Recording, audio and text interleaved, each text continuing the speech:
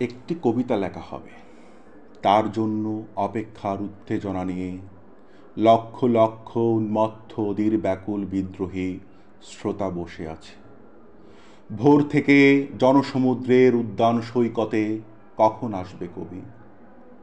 এই শিশু পার্ক সেদিন ছিল না, এই বৃক্ষে ফুলে শোভিত উদ্যান সেদিন ছিল না, এই তন্দ্রাচ্ছন্ন বিবর্ণ বিকেল সেদিন ছিল না।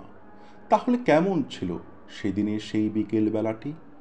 তাহলে কেমন ছিল শিশু পার্কে, বেঞ্চে, বৃক্ষে, ফুলের বাগানে ডেকে দেওয়া এই ঢাকার হৃদয় মাঠখানি?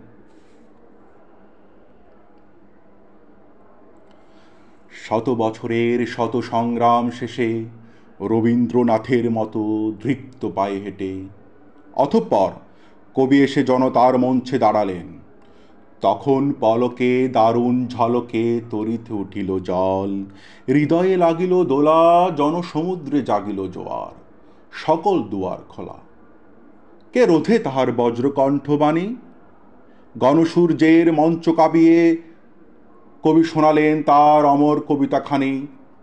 এবারের সংগ্রাম আমাদের মুক্তির সংগ্রাম, এবারের সংগ্রাম স্বাধীনতার সংগ্রাম। সেই থেকে স্বাধীনতা শব্দটি আমাদের।